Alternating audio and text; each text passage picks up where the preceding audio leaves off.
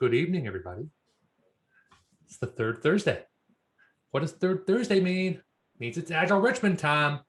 I am so glad to have everybody here, and I'm so glad to see my friend and Agile colleague in the world, Chris Lee. But before I turn the floor over to Chris, just some basic housekeeping stuff and some information. Everybody can hopefully see, and I'll post it again before we get a little bit closer. Chris posted a link to the worksheet for tonight's session in the chat here in Zoom. Go ahead and take a look at it. Don't work ahead. This is a thing that Chris is going to walk everybody's going to part of the session. 100%. 100% people will. It's like, don't look at the shiny thing. Of course. But I would be remiss if I didn't say, I know. It's fine. That being said, let's walk through just some of the technical stuff that's going on in our community. So, hey, it's 6:10-ish. That's where we start now. Boom. We'll talk a couple things real quickly. But before we dive into things, I want to remind everybody, hey, we've got a call for speakers currently open for Minovate Virginia. So if you haven't taken the time to go ahead and put in a submission, I cannot encourage you enough to put in a submission for our conference. But Braz, you say, I've never spoken before. I'm really not, everything I could think about somebody's already said. Cool story, bro. We haven't heard you. We haven't heard your perspective. We haven't heard your voice. We haven't heard your story. And that's what makes it unique. And every time you think about a conference that you've been to where someone shares a story and you go, aha, think about the people who be at this one and they hear you speak and you become their aha. So we're looking for really anything, but we've been targeting, especially this past year. This has been a crazy year.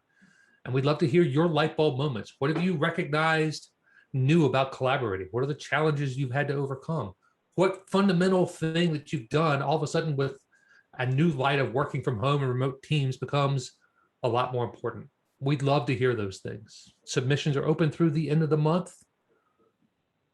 Our conference is going to be a one-day free. Yes, no, really, absolutely free. No strings attached, free. Thank you to all of our sponsors and everybody who's still holding on a ticket for Innovate 2022 for letting us hold on to that and be able to bring you more things and more value for you holding on to your ticket and your patience. This is one of them. Call for speakers open now, closes on the 31st. You can go today, now, get a ticket. Sign up right there on Meetup like we do everything else. It's all day, Friday, May 21st. If you're thinking you want some help, let us know. We'll be happy to help you and connect you with somebody who can help you walk through your talk too.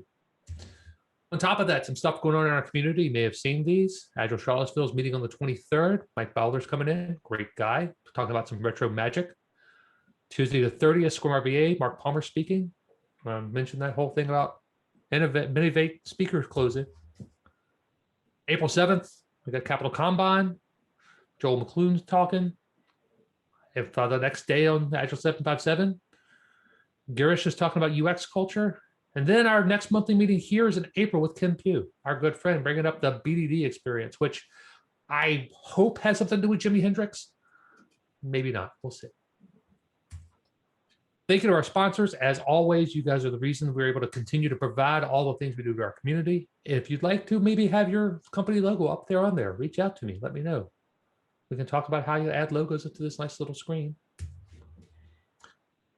Normally, this is where we pause and say, hey, who's looking for work? Who has an opening? But as we mentioned last month, and this is an experiment we're trying, I would like to replace that with an actual community. Boy, it'd be nice if we were all here and could open up the mics and everybody just talk for a while and have all that mingling that we do before and after every meeting. So instead of doing that, let's try this in Slack. We've got a public Slack channel. We would love to open that up to our community. So if you are interested in being part of our public Slack channel, yes, let's talk about roles. I'm looking, I'm needing, who could help? But also, here's something I'm struggling with. Here's what's going on. What do you think about? Send us an email, slack-request@agilerichmond.com, and we'll add you in. Again, thank you to our sponsors for helping us support the technology platforms we use like Slack and Zoom. We will bring this stuff to you in the middle of a pandemic, in the middle of work from home. I mentioned YouTube. Our YouTube channel's live, youtube.agilerichmond.com. Every month, these videos go up for everybody to take a look at. We're going to mention Minovate. One of the things we're going to do is take our conference sessions and put them up for people to see. So more details about that to come as well. Oh, thank you, David. David said also, if you notice real quickly, when in Agile DC have a meeting, I try to focus on the Virginia folks. I typically don't look up all at the DC. That's a good thing, a good call out. Thank you, David. Appreciate that. All right, that's the stuff. There are things. YouTube.agilerichmond.com, Slack-request@agilerichmond.com to get in our solid chat channel. Put your submissions in for Minivate. We'd love to have you. All that being said, there's this other bald guy you're seeing a video of. I'm gonna turn off mine here in a second. It's our good friend Chris Lee. I've known Chris for a while. He's awesome. He's high octane, high energy. We're gonna move quick. It's gonna be fun. So I can bring in all the types of race car and sports car, drag racing analogies in the world, but the best one's gonna be buckle your seatbelt a little bit. We're gonna move. With that in mind, one of the things we talk about here that's nice about our monthly meetings and nice about Innovate is that we offer opportunities for people to go ahead and speak who haven't spoken. People who do speak for a while, because it's a great place to go ahead and try some material. I know Chris is constantly looking for ways to tighten up the messages and test out things. This is one of the ones I think, Chris, if you don't mind me saying, you're thinking about as a trial for presenting at conferences like Innovate, like the big Agile conferences. So one of the things I'm going to ask of folks, then we'll go ahead and mute everybody. And we'll go ahead and keep everybody muted till later, much like a big conference. If you have questions, ping me in the chat. Let me know. I'll keep an eye on it. Chris, you can ignore it. But for the most part, we're going to run this as if this is a conference session. Chris, anything you want folks to know before I hush up and turn over the floor and make this for real? No, it will be, I do see some familiar faces. Fret not, I'm not going to be talking as fast maybe as I normally do. But we are going to it's going to be a bit of a roller coaster ride. So fasten your belts is good. I mean, for those of you who remember the good old days when Shockwave was still there. Keep your lap belt on. I don't know if we got any King's Dominion veterans out there, but back when Dodgem was there. Ooh, back again, King Cobra with a lap belt, yeah. Yeah, you got my kids who just applied to work there this summer. King's Dominion's still here. Kids are going to work at King's Dominion. Stop telling us it's me. All right. No, nothing else. Just these are some things that come up a lot throughout us working with students and with different teams, and figured to package it this way in a helpful, little bit more interactive set. And you muted me and sent me in the middle of something profound. I didn't mean to mute you. I'm kidding. It's fine. Sorry. But I'm ready to go. If you could do me the honors. All right. Screen is yours, sir. Folks, we're going to dive in, and I got to make sure you can see it. But just before we dive on in, do me a favor. Just flip on that camera and give us a little wave. Let's add a little bit of humanity in there. Come on, give us a little bit of wave. Just a little wave, little bit of wave, little bit. Yeah, there we go. Friends and family. Look, there's real human beings out there. Heavens to Betsy. We'll go out and have cheeseburgers soon. Nice. Just want to say hi. You don't have to leave them on. This isn't one of those normal Chris Lee training sessions. So if you had to flip it off, that's okay. I just wanted to wave and see some faces. That's fine. Do me a favor, though. Hey, Braz, I'm going to share my screen. Braz, can you let me know when you see a big old supernova spacescape? Tell me when you see that. Tell me if you see that. You're good to go, sir. You see that. All right. I do. Well, this is what we're going to do, folks. I'm going to share my screen there and start off a little slideshow that looks a little something like this. Whoa, we do that. This is actually inspired by one of my former students, current and former student, when we were talking through some of this, and they kept saying it over and over. I was like, well, then there's something like this. And like, oh, wait, whoa, we do that. Whoa, we do that. And that's actually where a lot of my titles come from. I hear it in the wild. And it's always interesting when when you talk with people and you see things happen, when you start to see patterns, that was really the inspiration for this one. So I want to tell you, while I see a lot of familiar faces and friends out there, thank you for coming back out. I just wanted to tell you a little bit about myself. My name is Chris Lee. That's L-I, 2 letters, very short, very, very short name. Email addresses were always good. If you ever wanted to reach out to me, I'm out there. My email address seems to be everywhere nowadays because I'm hearing from people who want to talk to me about my extended car warranty to you name it. I'm pretty active on social, so Twitter, LinkedIn, you can find me there. And I had a student years ago, it was like, show me your credentials. So it's like, fine, here are the badges, great. I'm one of the lucky people that gets a chance to work with students all around the world. When organizations call, I do my best to help them in any way I can. A lot of times that is in training classes, but sometimes it's in events like this, doing workshops, and it's great. And who do I represent? I represent a company named SparkPlug Agility. We've been in business coming up on 5 years here in a couple of weeks, which is really, really exciting. And we focus in a couple of different areas. First is speaking events like this, large conferences. Sometimes a client will hire us to go and do a couple of workshops a number of times, private training events, but mostly could you come and do a keynote, something like that. So if there's something that you think you're going to be working on internally in your organization that you'd like to hear from me, send me a note. Would love to hear from you. Love to hear from you. We do a lot of consulting. People want to hear our expertise in a certain, realm, be it sales, capture, business development. A lot of times it's about agility, organizational transformation, leadership, and executive type stuff. We get called for that, but also we draw a really thick line between that and coaching. We view coaching as productive partnerships between people. Some of you have, there's talks I've done for a while. Well, that's not coaching. That's another that came from when people would say that stuff out loud. And that's where the title came from. But we really view those productive partnerships as something where we help our clients meet their goals, where they show the way forward. We're just a couple steps behind or right next, walking along on that path with them. And like I mentioned before, trading is our bread and butter. That's right in our wheelhouse from a certified and non-certified standpoint. The Scrum Alliance offerings are the ones that most people will call for, because we're lucky enough to offer not just the introductive type classes like your CSM or CSPO that many of you have participated in. Again, I see some former students, but also the advanced levels, 200 and 300 level, the advanced certified Scrum Master and certified Scrum Professional with a Scrum Master designation. For those of you who are looking along those paths, those are pretty good classes. We really enjoy doing those for our students. And you can take a look at our company website, sparkplugagility.com, and that'll give you an idea of where our next public events will be. But there is one thing I do have to let you know about, and that's our newest offering. Over the last 10 years or so in the classroom, I've picked up a lot of things, worked with a lot of people, worked with other educators, reached out to people, and we saw that there was a gap in aspiring educators doing what they could. For those of you who find yourselves in the classroom once a day or once a year, the only way you get better at training is just go do it. I don't know if you ever felt like that. It's like, just go do it. And if you haven't seen anything else, there's no way to develop. So we ended up coming up with something for you. And it is an ambitious program. This combines on-demand virtual learning, some work on your own, some self-paced work, live online instruction, and then contextual application in your classroom. This is a program built for instructors, something for trainers.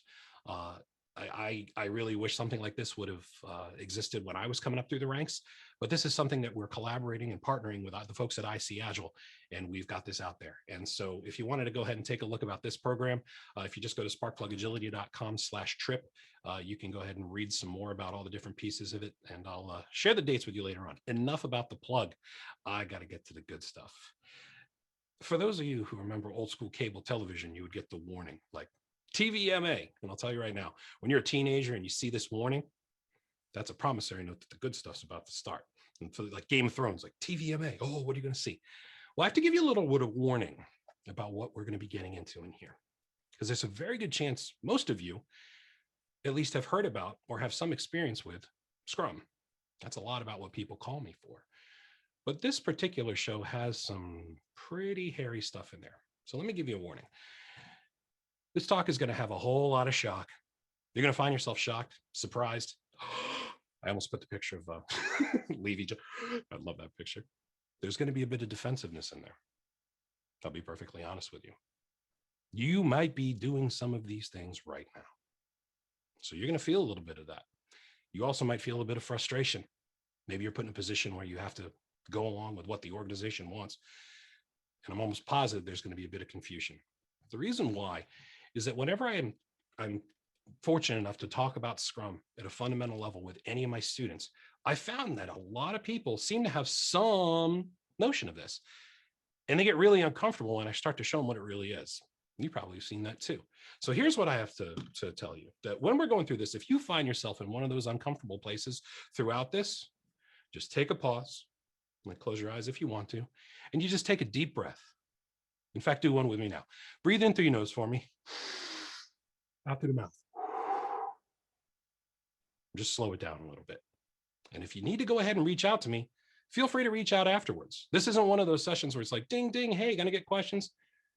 hate to tell you folks, that's not what we're going to be doing today, because there's going to be a whole lot of stuff. But I promise you this, I will not be leaving you empty-handed, because there's a present coming for you at the end of this. So without any further ado, let me tell you what anti-patterns are. Some of you have heard of this before, but as I've had conversations with folks, they're like, is this stuff we should do? And I'm like, whoa, hang on. Well, let's look at the dictionary definition. You'll find that an anti-pattern is a common response to a recurring problem.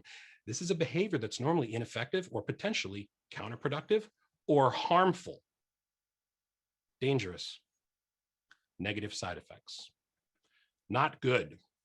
Things you should not do. And for those of you who like to use the term best practice, I will tell you that these are worst practices, things that you should not do.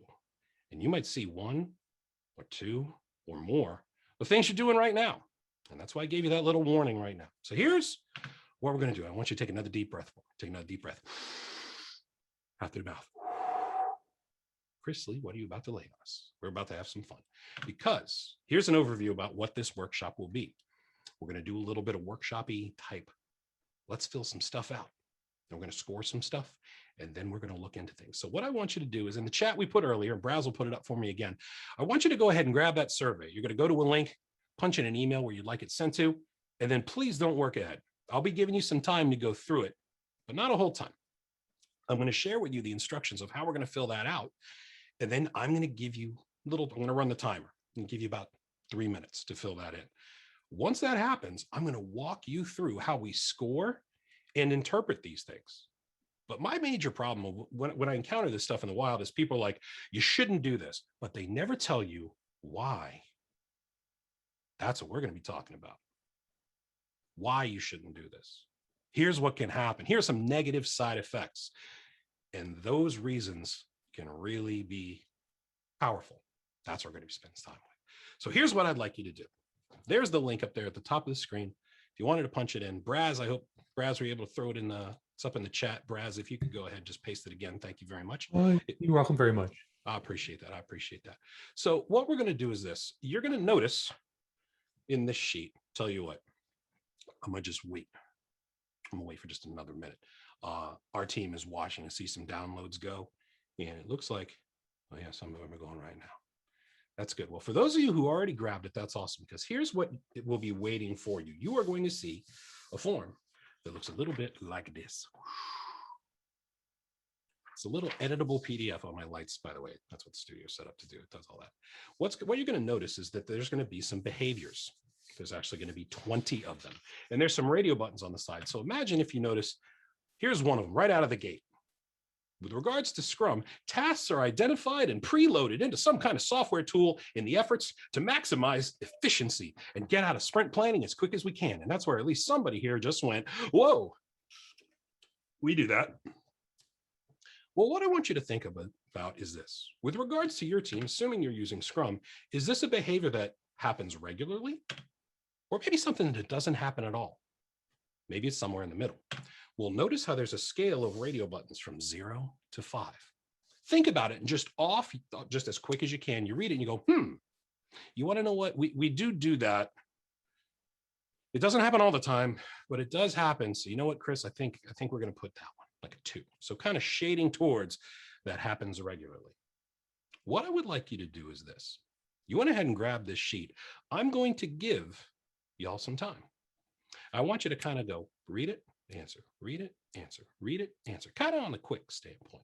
And what I'd like you to do is I'd like you to take 2 minutes.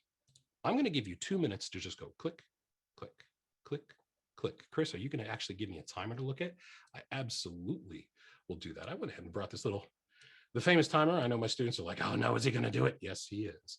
Folks, I want you to go ahead and take 2 minutes.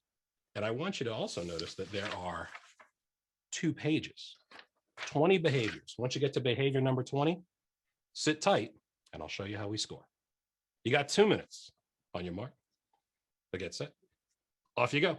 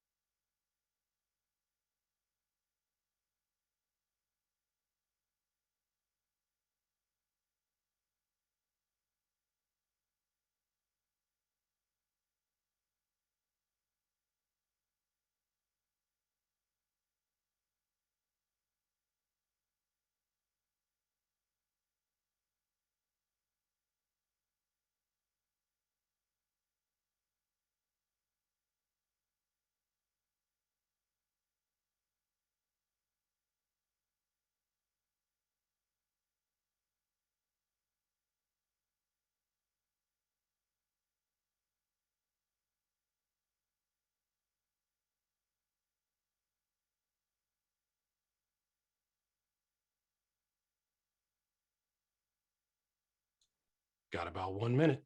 Make sure to breathe.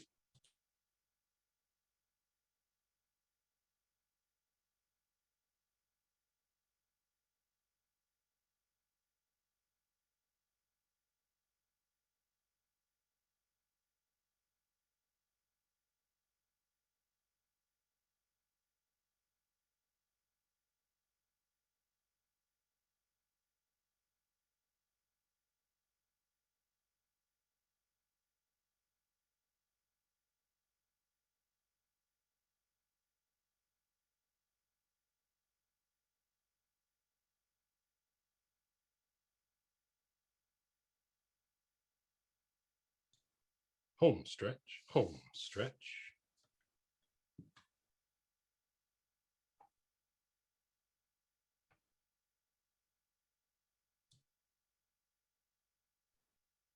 All right. One thing I do love, by the way, I don't know if any of y'all have been doing this, but the reaction stuff is quite cool. Have you seen people who do like the little clappy hands or show a little bit of love, stuff like that?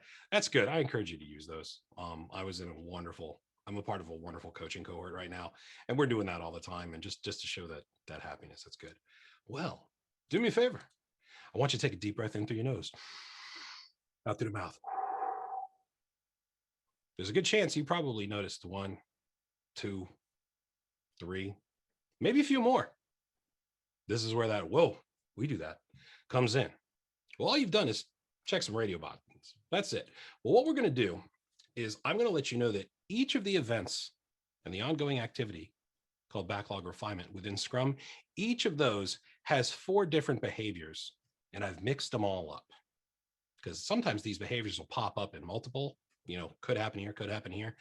But from a pattern standpoint, this is where I'm seeing that trend happen. So you'll notice also that there's a 3rd sheet. It says scoring. Y'all see that? What I want you to do is go ahead and you're going to be doing a little bit of go back a page and then go to that scoring. Go back a page, do a little bit of scoring. I'll walk you through it. We're going to do the first one together. So what I'm going to do is I'm going to show you these numbers right here. The numbers 1, 6, 11, and 16. That's 1, 6, 11, and 16. Well, what does that mean? Well, if I come down here, whoops, am I still sharing? Raz, you still got me, right?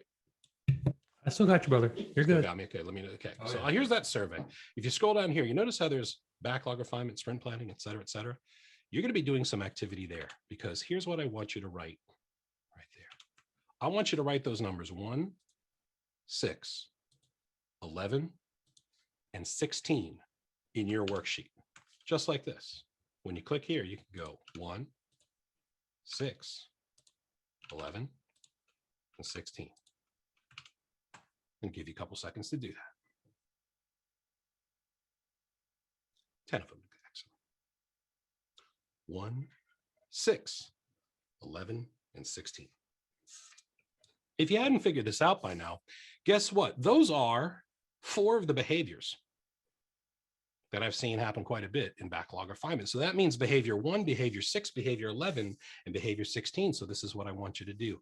You look back at your survey and you say, hey, for that first one right out of the gate, what was that? What'd you put? Well, maybe for me, if I was filling it out, maybe I put a 3. So I'd look and I'd transpose that 3 and I'd put it right here, 3. Well, what did I put for 6? Maybe I put 5. Maybe I put a 5. I come back here. We just put a 5 right there. What about for behavior 11? Behavior 11, I put a 4. Put a 4. So down here, I put a 4. And then for 16, what I put for 16? I put 16, I put a 1. I put a 1. Well, Chris, are you going to make me crunch those numbers? No, because we do a little bit of quality of life here. Because the moment you put that in there, you'll notice there's a total and it will automatically divide by 4 to give me a number. Thank heavens it works. So what I want you to do is make sure as you've done that, you should have transferred over behaviors 1, 6, 11, and 16.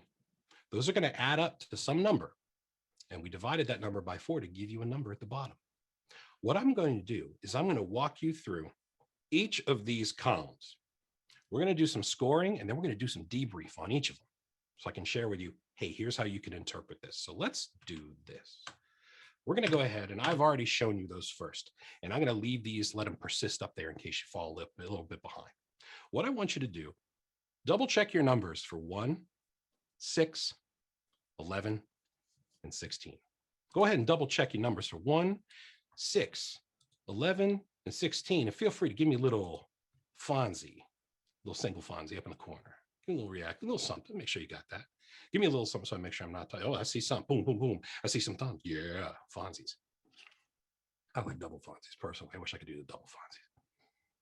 Well, those are the first 4. What I'd like to do then is show with you in the second column, you'll notice is sprint plan. I should just tab over to it so y'all can see it actually. The second column here in sprint planning, you're going to be putting some numbers here. What are those 4 behaviors? Well, here are the 4 behaviors. I want you to put in the parentheses numbers 5, 10, 15, and 20. It's numbers 5, 10, 15, and 20. I'm going to go ahead. I'm just going to get you on my watch. I'm going to give you 30 seconds to go ahead and transpose those 4 numbers for 5, 10, 15, and 20. Off you go.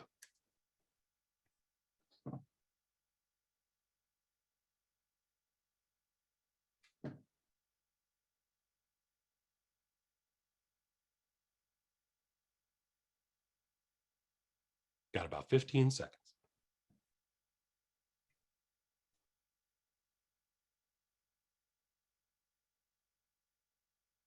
Got about 5 seconds.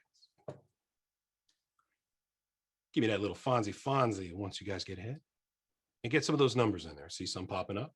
Couple. Transposing over. There we go. There we go. Chris, what do these numbers mean? We'll talk about it in a second. So where we're at right now is you've got 1, 16, 11, 1, 6, 11, and 16. And under sprint planning, you've got 5. Then you got 10 and 15 and 20. As you'll notice, we put the tabs in there. So if you wanted to put for 5, transpose it, 10, transpose it, 15, transpose it. We try to make it easy. So some people are expecting tabs. Sorry about that. But you've got those in there. Let's take a look at the third area, daily Scrum. Daily Scrum. Let's take a look. This would be behaviors 2, 7, 12, and 17. So go to behavior 2, break that up. 7, 12, and 17. I'm gonna give you 30 seconds. Off you go.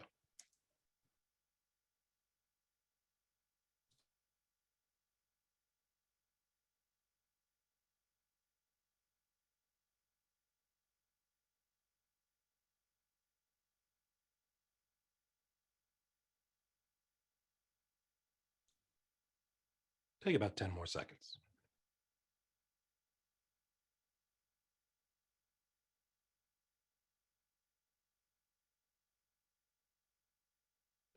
Let me see some Fonzies when we're good. I'll even put it up here in the corner where the Fonzie normally is. How we doing? Got the third area lined up. Seeing some thumbs. That's what I want to see. Nice. Thumbs. Nice. I like leaving these up, by the way. This is a mechanic I like to use when I do workshops. And if you missed on the first one, say, wait, I'm behind. I never want you to fall behind. That's why we're going to leave them up here. I'll leave them up here for a little bit. Let's take a look at the fourth one. Let's take a look at the fourth one. This is for the sprint review. This would be behaviors 4, 9, 14, and 19. It's behaviors 4, 9, 14, and 19. I want you to go ahead, take 30 seconds. Let's move these over. Off you go.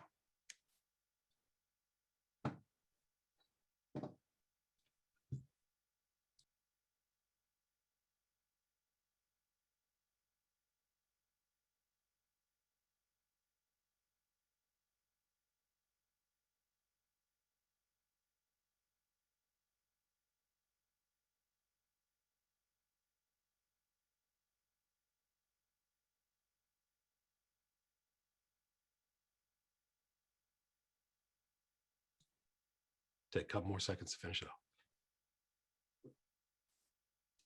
Let me see some Fonzies. Fonzies. I see some Fonzies. Bam, there it is. Fonzies. Love it.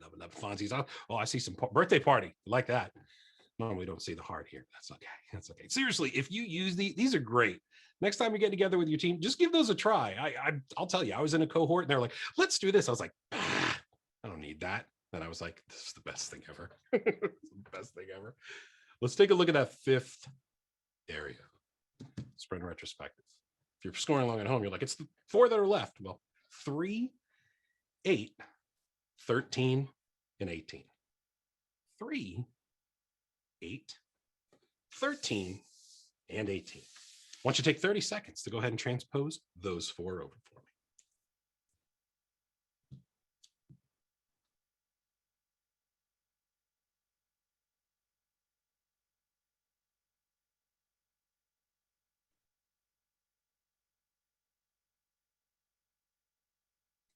Take about 15 seconds. Does feel a bit like bingo. 5 seconds. All right. See that Fonzie once we're good. I left all 5 up there. I want you to take a look, make sure we're all good. Give me some Fonzies or some party notes. I see some hearts. I see some good stuff coming down. Here we go. I see some good. It's funny you mentioned about bingo. I feel like I should sound like the bingo hall up on where my mother grew up in Danvers, Massachusetts. And be like, number 4, Christopher, get me another cup of the red drink. The red drink, Chris, not the orange drink, the red drink. Love it. Well, you've got some numbers. What does it mean? Well, whatever. It means whatever. Let me give you some thoughts, though. What you've done is you looked at some behaviors and say, hey, these things happen a whole lot. Not at all. Maybe somewhere in the middle. And you figure out, where do we want to start? Well, here's how I want you to keep in mind while we're looking at these things. First is this. If you end up and you're seeing this kind of score, where you're saying, oh, I'm seeing something from like a 4.0 or higher, hey, guess what? That might be something you should celebrate, because, hey, you're maybe knocking it out. You're doing a good job on that. I'll take that. And you probably are. And I assume the best from all my students. It's like, hey, we're rocking and rolling. Cool. So maybe you could just high five one another, 4.0 or higher. And then there's this spot in the middle where maybe if you got a 2.0, anywhere that to a 3.9, yes, 3.99 repeating. When you're thinking about it, it's like, maybe you should consider talking about this. Maybe you should consider, this might be some areas we want to talk about. But I'll tell you right now, if you got a 0 and anything below a 2.0, you better spend some time talking about this. Teams that try Scrum out, they go, oh yeah, we love it. Or, oh, we hate it. And you might work with folks who do this, and you hear this hemming and howing and grousing, and maybe you feel like that too. Well, do me a favor. You might be experiencing some emotions right now. I'm almost certain, even through these black cameras, I can feel it, because you might be in this place of shock, or like, oh, because you might be forced by someone else to take these actions. You have no say. You have no control of the wheel. You might be feeling like that. You might be forced by somebody to ask others to behave this way. And this happens a lot for my students. I don't want to do this, but somebody else is making me do this. That might be you. Or you might fit into this category, where you're a little bit mad at me right now. And that's okay. Because guess what? You might be the one asking people to do these things. Or you're all 3. That's okay. So this is what I would like you to do. I want you to take a deep breath in through the nose and out through the mouth. Because remember what I said about these. It's, hey, you want to avoid doing these, but why? It's not good enough. Rookie instructor just says, don't do it. Okay, but why? You want to talk about the negative side effects of things. You want to talk about what can actually happen if you do these. So let me go ahead and give you some reasons to think about. Notice for backlog refinement, we had 4 behaviors. First one was about tasks being identified and preloaded into a software tool in efforts to maximize efficiency during sprint planning. I saw a question come down earlier. We were like, do we mean this or this? Well, we'll get to that one in a bit, because a lot of organizations mix up tasks and backlog items. But how many times have you been in a meeting where someone's like, oh, hey, we want to go ahead and let's just preload things because we're trying to make sprint planning a little bit faster. Let's just get out of it because we're in too many meetings. That's the problem here, is because you're spending your time in the wrong place. The time for coming up with implementation steps, that is when we're forming a sprint backlog. And that happens in sprint planning. Your time is being spent, seriously, you're chasing efficiency. It's like the folks who are like, oh, we got to make sure the number looks really good. So what? I got sprint planning down to 4 minutes because we did it all in the wrong spot. Spend your time talking about the right thing at the right time with the right people. You're decomposing things into anything about who's going to be doing what and where. We get to tasks or subtasks. I see you. That's coming along in sprint planning, not in backlog refinement. Told you this is going to poke a nerve. You got 20 of these to get through, folks. Take a look at this next one. Backlog items are identified for inclusion in the next sprint, as well as the next 2 to 3 for road mapping purposes. You ever felt like you've been on the end of that one? Here's the problem, folks. Within Scrum, it is based on empiricism, empirical process control, making decisions based on observation and experimentation, where each sprint will inform you what the next one will look like. You move a little bit, talk about it, and the next move reveals itself. That's the spirit of it all. And suddenly you've painted yourself into a corner where it's, oh, well, this item has to be in sprint 3 and Tommy's going to work on it. And you have no flexibility at that point. People go, oh, I want to be agile, but we got to lock in the next 12 months worth of user stories. Yeah, I feel you. Think about that decrease in flexibility. It's the whole point. A lot of places look into this. They want to respond to customer needs, to whatever the mission is dictated. And if you've, oh, well, we simply can't do that because we've already, you're in trouble. I work with one client. You know what they thought this was? They wanted to go and figure out what the next 18 months look like. Ugh. Talk about arguments about what happens in sprint 5. Like this story is in sprint 5 and like the 5th release of this was just a mess. It's like, what are you doing? Try to get to the next one. Behavior number 11, you'll notice a proxy representative captures questions and feedback. Oh, I'm going to take this back to our product owner, get some answers. You ever been in one of those situations? You might have been asked to do that. You might have sent your representative. Why is this bad? This is the thing. Every single handoff adds layers. It adds delays, some confusion. It's like the children's game telephone. You remember that one?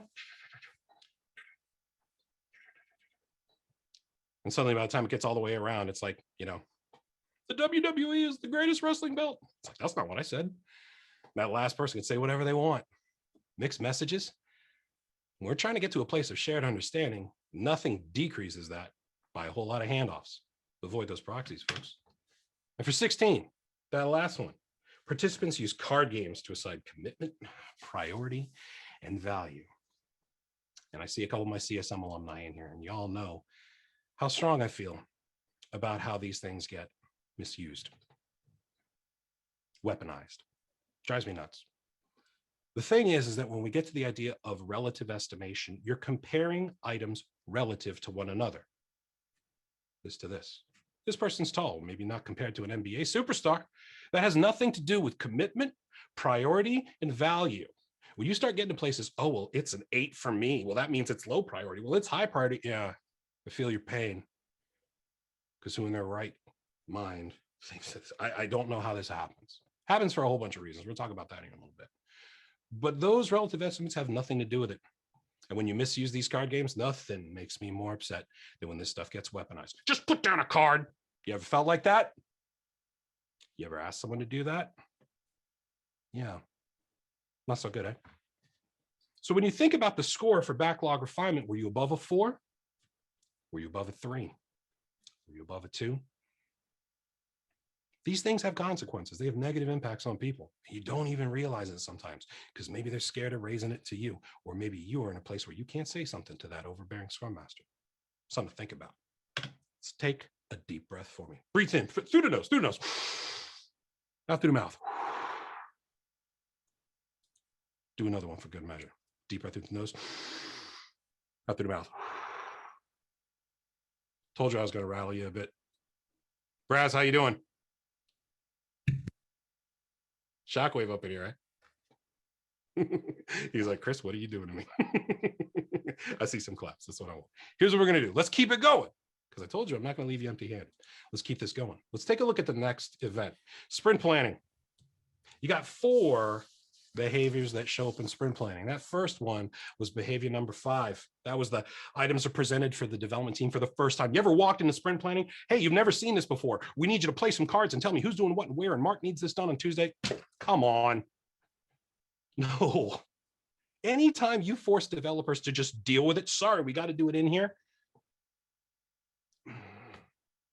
you miss the opportunity to have the conversations where they should be able to have that back and forth in backlog refinement. That's the opportunity. And if you're just forcing people to just deal with it, I'll tell you right now, there's no empowerment with that. You just kind of wait and see what rolls down. That's where I throw up my hands. It's no good. What about number 10? Stakeholders approve or sign off on the team's plan for the upcoming sprint. Heavens to Betsy, if that's you, I'm sorry, call me.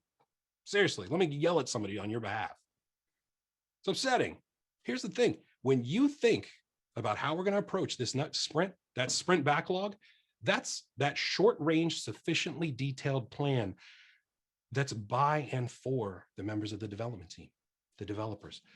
If you take that away from them, and now suddenly they have to go ask somebody, this is what we'd like to do, this is going to totally breed an amount of distrust. Oh, it's like, oh, I don't trust that they're going to do it. So this and this back and forth. And we can't sprint yet because we're waiting for somebody to sign off on something. Imagine if you can't move until somebody else approves it. Can't go get a drink of water until someone else approves it. Do you have a task for that? Chris has to sign off on it. Heavens, no, stay away from that.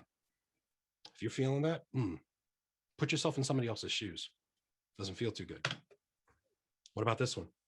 Development team members are provided with specific implementation steps created by team leadership. This drives me nuts. We spent time figuring out what tasks need to be done for each of these backlog items, and you can do anything that you want as long as you pick from these. Oh, we empower our teams. They can choose from everything that we came up with. Sometimes this is a Scrum Master or a product owner or one of those phantom team leads. Imagine walking into a meeting and someone goes, oh, you can pick anything you want aside from these. I uncover this one when I ask the question, hey, how's it going? They're like, well, how do we make someone take a task that nobody wants to do? You ever wondered that? Well, maybe somebody else came up with that task in the first place. Seriously, it's a mirage of empowerment. Anything you want. And I'll tell you right now, when you start going, you're going to work on this and you're going to work on this and you're going to work on this, it becomes dehumanizing. And right now, with everything we're dealing with in the world, we need a little bit more humanity. I'll tell you that right now. And it doesn't feel good when you're not. Look at that last one. Participants are tasked, assigned, given with the specific items that hey, Jimmy, we're going to need you to do these 2 stories in this. We're going to need you to do this. We're going to need you to do this. If developers have no say, you take away their ability to select the items that are included for completion in this sprint to make the sprint goal a reality and create that useful increment. We've made this for you. What do you think? When you take that away, folks, this is just the old command and control thing that we all grew up in. I know I was the biggest tell people what to do person you'll ever meet, but you have to figure that out. Oh, well, we're going to just try to match skills where this skill goes to here and this skill goes to here. Folks, doesn't feel good. And these behaviors all start because you hear it over and over again. And as you hear things more and more and more, suddenly that becomes rule. You want another example of that? This. How many times have people ask, hey, how long are sprints? People go, 2 weeks. No, 1 month or less. Another one I say to people say, hey, how many times does the phrase daily stand-up show up in the Scrum guide? 0, because that's not what it's called. It's because you hear it over and over. Do me a favor, take a deep breath into your nose, out through the mouth. Raz, I think I'm gonna have to modify my screen because I'm getting too much vibes back. I have to change my... What's that? Chris, do me a favor, brother. In through your nose, out through your mouth. Whew. Don't get too worked up. I'm watching the veins in your head start to pop. It's awesome. Man, this is how the race car runs hot. What we're gonna do? Let's take a look at the next one. Daily Scrum. Think about what happens in here. You've got a couple of behaviors that I'm pretty sure that some of you have seen. First one, number 2. Daily Scrum's primary output is the team's update and important items captured as meeting minutes. as a preview, another talk I'm working on. Nothing is more sad for me than that power play of, oh, would you like to be our scribe? You ever gotten that? You ever given that? Yeah. Just write down things. The problem about everyone focused minutes, one of my great students was always worried about capture. We have to capture. We have to capture. This is the thing, folks.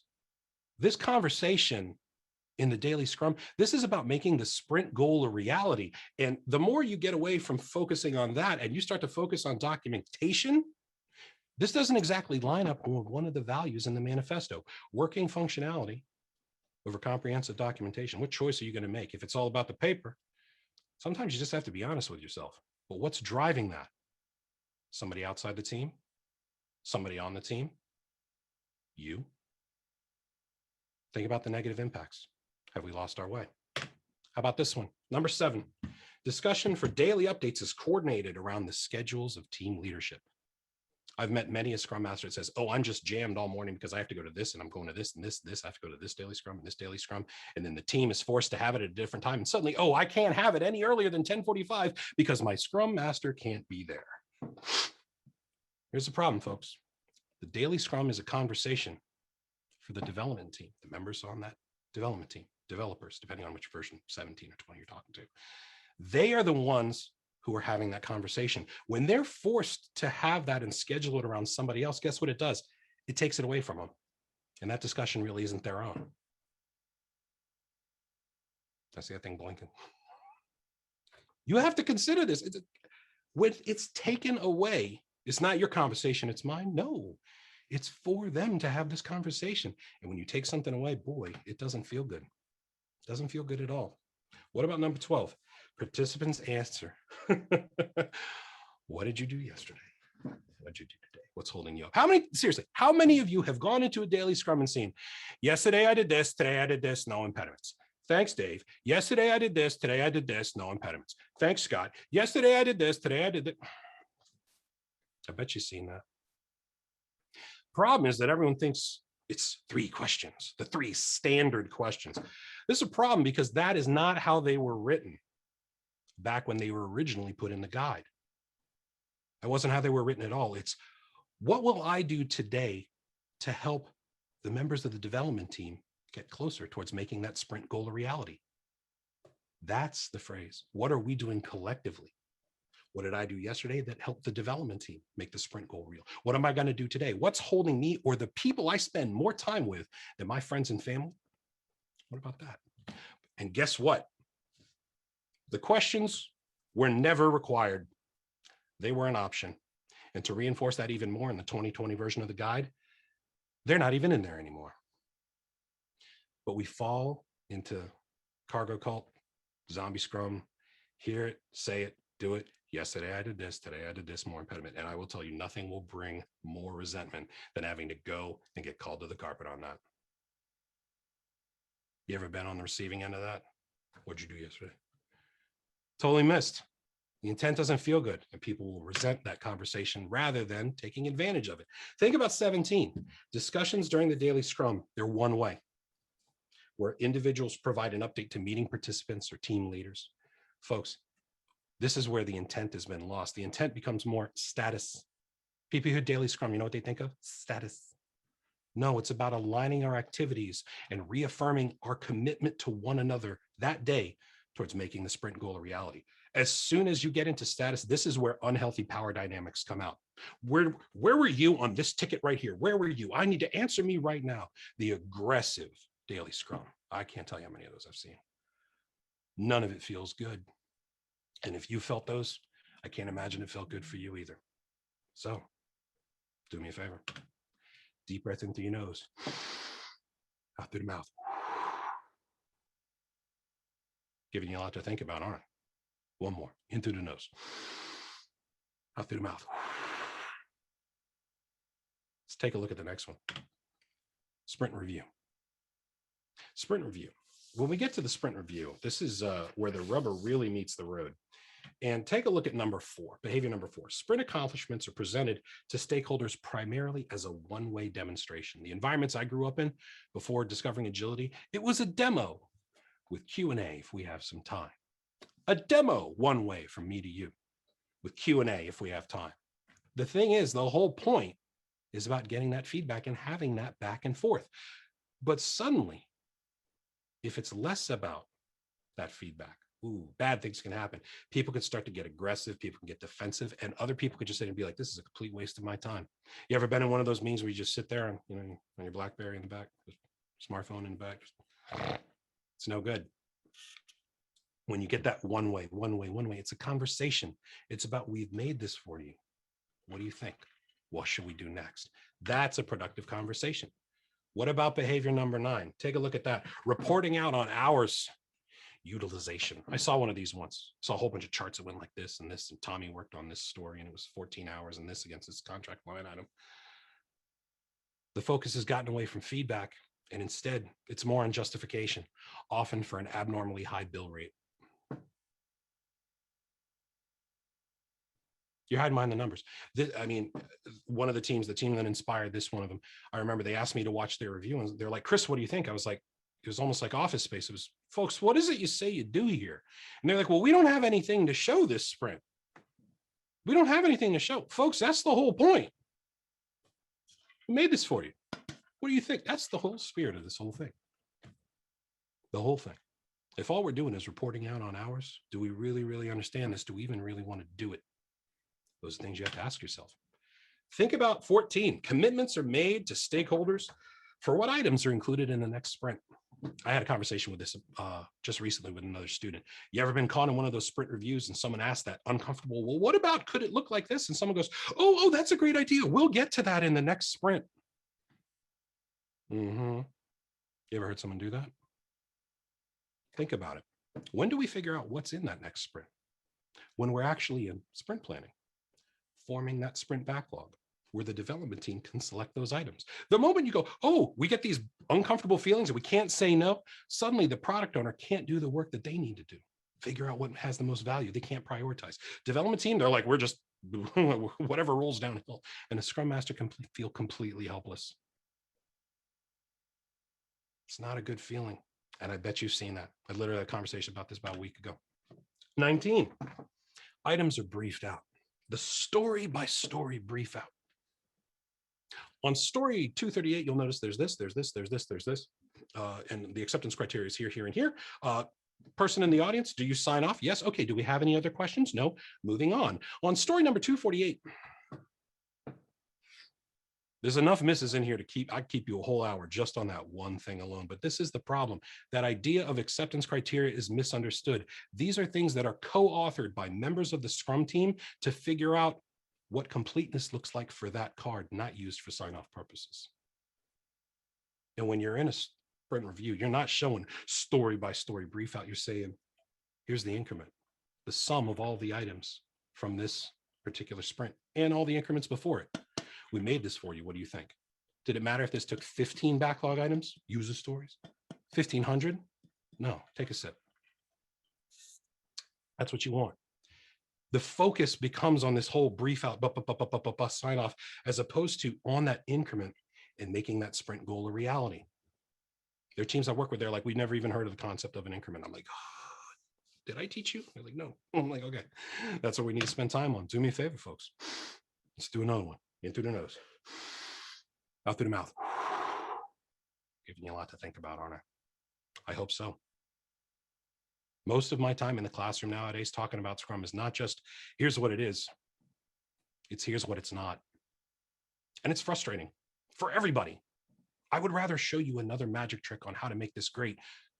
But so many times an organization kind of folds into this thing where all these behaviors can go on and going and going and going. And none of it feels good. So if you've always been thinking about this doesn't feel good, there's probably a reason for that. Let's look at the last one. Sprint retrospective. Third behavior, where the output of the retrospective captured, documented, and communicated to organizational leadership. Think about that. Whatever we say in here is this is a safe place, but everything you say is going to be written down and escalated. That's really hard for me to get my head around. Because you know what I'm going to do? I'm probably going to go ahead and maybe just sit back. I'm not going to say anything. And one of the biggest dysfunctions out there is that this team is going to have an absence of trust where they cannot be vulnerable to one another. They can't share things. They can't have that unguarded conversation because somebody might send it up the chain. I don't know if you've ever been in an environment like I have. That's where I grew up in. And it's like, oh, I'm never going to say anything if that's the case. We've lost our way. We're trying to get better. And if it's all about, I'm going to package this and send it up to Mark, tough. Look at that eighth one. Look at that eighth behavior. Participants answer, what went well? What can do better? What are our action items? Remember what I did before? Yesterday I did this. Today I did this. No impediments. Yesterday I did this. Same thing, folks. People are like, oh, well, we do this and it's very effective. So we're going through this. But this is the thing. Anytime there is a forced or standard number of questions, you're going to start going through the motions. It's going to feel like you're doing the same thing all the time. Zombie Scrum, and you want to know what? People are going to be like, do we really have to have retrospectives? We don't find value in retrospectives because they're approaching it not with the intent of trying to get better. People are going to straight up dislike them. And even worse, how's the team ever going to get better? This is the opportunity to inspect and adapt on how we work as a team. Lose that opportunity, it's never going to get better. Look at that next one. This one drives me nuts. I've seen this one. Here's how we think you can do better. There's a team that you saw. True story. There's a team where the product owner and the scrum master and a team lead would call people in one at a time and say, this is how we think you can get better. How do you think that felt? Not so good, eh? If you ever run into that, let me know. I'll go yell at somebody for you. This is the thing. Here's how we think you can improve. This is about improving together. And if you get someone like that, I'm telling you, morale will plummet and people will get hyper defensive. Think about it. If it's like you're doing your best, shoot, COVID world, doing you got all those kids, family, making it work. You know, you need to be a little bit more responsive on your email after 10 p.m. It's like, yeah, people are going to get pretty upset about that one. What about that last one? Attended by individuals outside the core Scrum team to provide their opinions and perspective. Very good friend of mine in one of his famous videos was like, oh, our CEO decided to join us from today's retrospective, but just act normal.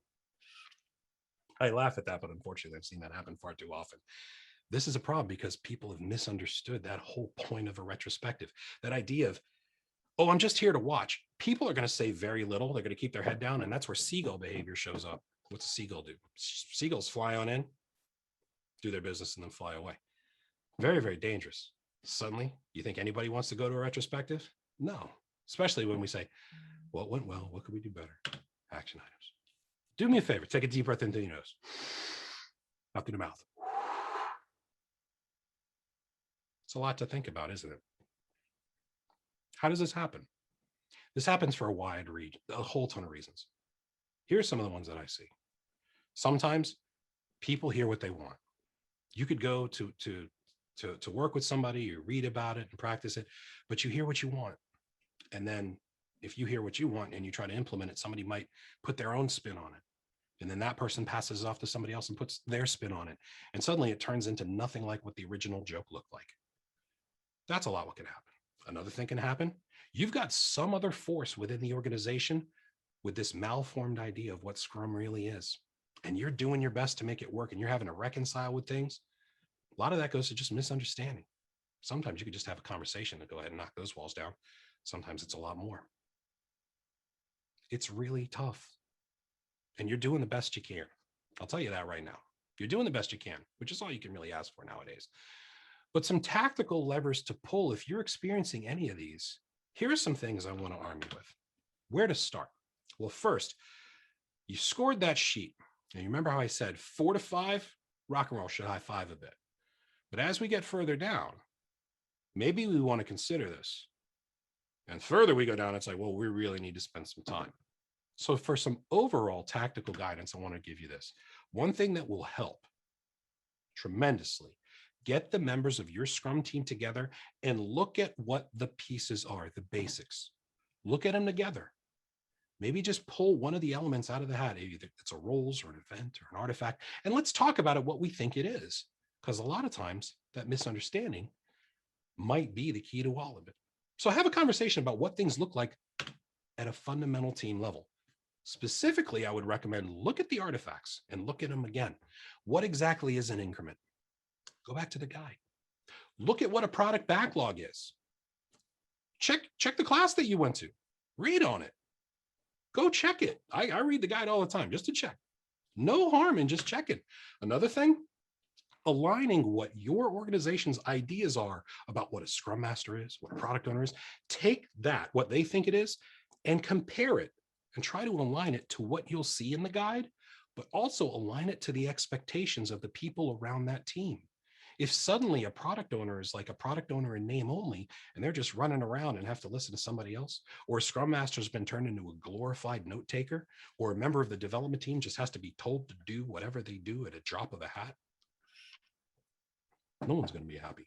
Take a look at those things. Try to line them up. What's the organization expect of one? Well, what do we think of product owners? Well, what does the guide say? Start there. That's free. You could do that right now. Another thing you could do is this. You want to consider the reasons these behaviors are happening. Because some of you during this might have been like, whoa, we do that. It's okay. Why does that happen? Why do we always say this? Why do we always act like this? What was like the driving force? Where did it come from? Who introduced it in the organization? Who offered this up? Trace it back. Trace it back. And here's the big one to think about. Let's say all of these are so far off. It's like this. You're like, Chris, this is irrecoverable. Don't think of it that way. But what I ask everyone to do is this. I ask everyone to be honest.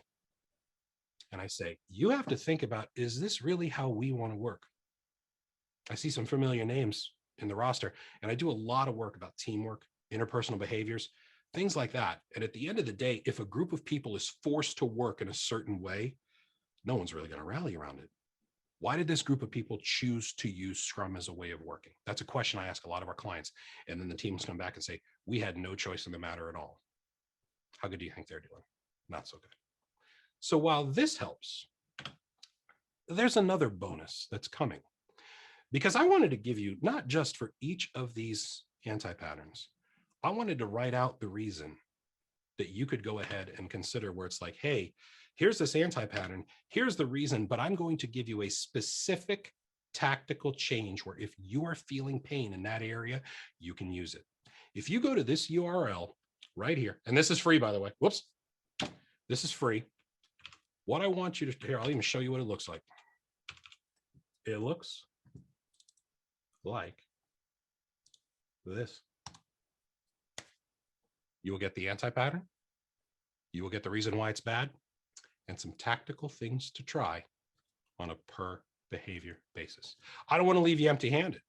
So what I'd like you to do, if that interests you, that's the URL you want to go to. I'm going to go ahead and paste it into the chat right now.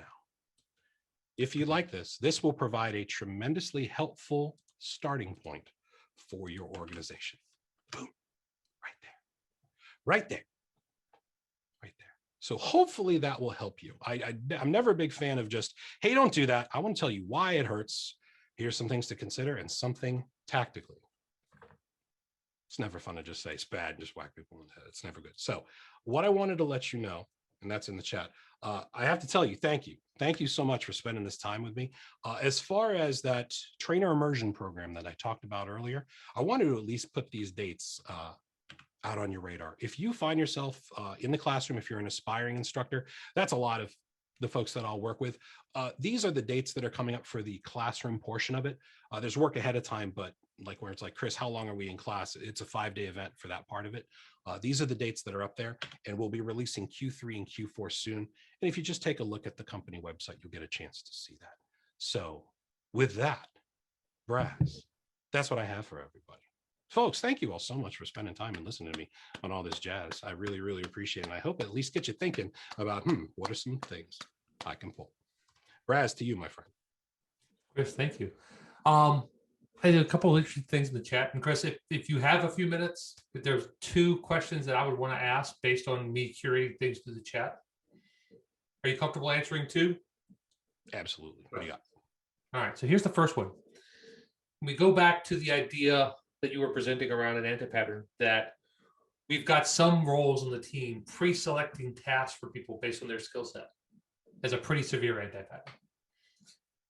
What about the potentially different way that might show up, where instead of having that task pre-selected for me, I'm falling into my own patterns of the things that I'm comfortable with, and I'm the one who primarily picks actively grabs, maybe even goes through and sets a real hard affinity for, I've got all these. Let me take my tasks and go get those. How does that feel compared to having it picked for you? Is that better? Different? How do you feel about that? Can you ask me the 10 to 15 second version? I was trying to follow. Oh, And I wasn't sure it was comparing two things, three things, or four things. How does it feel, or an opinion? Can you give it to me again?